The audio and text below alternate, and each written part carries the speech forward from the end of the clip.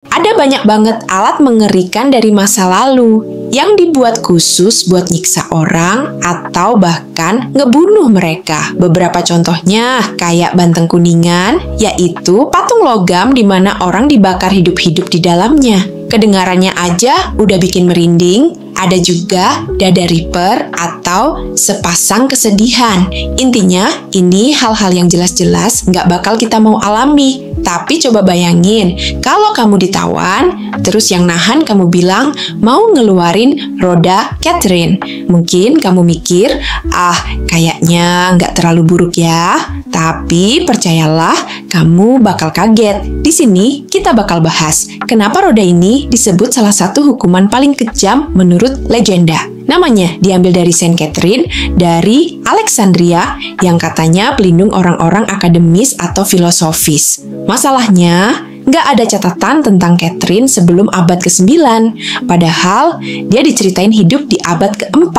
Jadi, kemungkinan besar dia nggak pernah ada, tapi ceritanya udah terlanjur terkenal. Katanya sih, Catherine ini bangsawan, mungkin juga seorang putri, dan dia rajin banget belajar. Suatu waktu dia protes keras sama Kaisar Romawi, Maxentius, yang lagi gencar menganiaya orang Kristen. Maxentius bahkan sampai ngundang banyak cendekiawan buat adu argumen sama Catherine. Tapi ternyata Catherine yang menang. Akibatnya, dia malah dipenjara. Di dalam penjara, Catherine berhasil membalikkan keadaan. Banyak prajurit Maxentius, bahkan istrinya sendiri, masuk Kristen gara-gara Catherine. Tentu aja, Maxentius makin marah besar. Setelah disiksa, Catherine tetap teguh sama imannya. Akhirnya, dia dijatuhi hukuman mati. Nah, disinilah roda itu masuk. Ceritanya, pas Catherine disentuh roda eksekusi itu malah hancur. Karena putus asa, Maxentius akhirnya memilih untuk memenggal kepalanya. Jenazah Catherine dibawa ke Gunung Sinai, dan konon Saint John of Arc pernah bilang kalau suara Catherine lah yang menuntunnya. Sekarang pertanyaannya, roda ini sebenarnya kayak gimana sih? Roda Catherine alias roda pemecah, bentuknya mirip roda kereta tapi besar, kuat, dilapisi logam, bahkan ada versi yang ditambahin bilah besi biar makin menyakitkan. Cara pakainya sadis. Kadang roda dijatuhin ke tubuh narapidana sampai tulang-tulangnya patah. Ada juga metode di mana orang diikat di roda,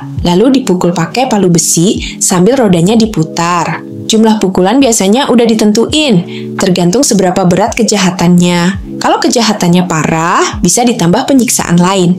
Misalnya ditaruh potongan kayu tajam di bawah tubuh korban. Sayangnya, buat kebanyakan orang, patah tulang itu baru permulaan. Setelah hancur, tubuh mereka dipintal di jari-jari roda, terus roda itu dipajang di tiang supaya orang lain bisa lihat. Mirip-mirip penyaliban, cuman versi lebih brutal. Ada yang dicekik, ada yang dibakar, bahkan ada yang digantung di atas api. Mayatnya sering dibiarkan begitu aja sampai dimakan burung atau binatang buas. Bagi banyak orang, ini dianggap lebih dari sekadar kematian. Jiwa mereka dipercaya nggak bisa tenang, tapi ada satu harapan kecil. Kalau roda itu gagal ngebunuh korban, biasanya dianggap campur tangan ilahi dan orang itu bisa selamat. Tapi jujur aja, itu hampir mustahil terjadi. Ada cerita tentang seorang pembunuh di abad ke-14 yang tahan 3 hari sebelum mati. Bahkan ada yang katanya tahan sampai 4 hari penuh. Dan ada juga legenda lebih liar tentang pembunuh berantai Jerman yang bisa bertahan 9 hari karena minum alkohol terus. Tapi ya, kemungkinan besar itu cuman cerita karangan. Yang jelas, roda Catherine dipakai berabad-abad di Eropa. Bavaria masih makai sampai tahun 1813.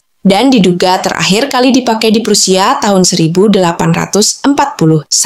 Untungnya, lama-kelamaan masyarakat sadar kalau hukuman ini terlalu sadis, jadi akhirnya ditinggalkan. Tapi kalau dipikir-pikir, buat kasus pembunuh berdarah dingin, apa sih hukuman yang adil? Seberapa jauh hukuman bisa dilakukan sebelum jadi terlalu kejam? Kalau kamu tertarik, jangan lupa cek juga video kita yang lain. Hukuman paling mengerikan dalam sejarah umat manusia.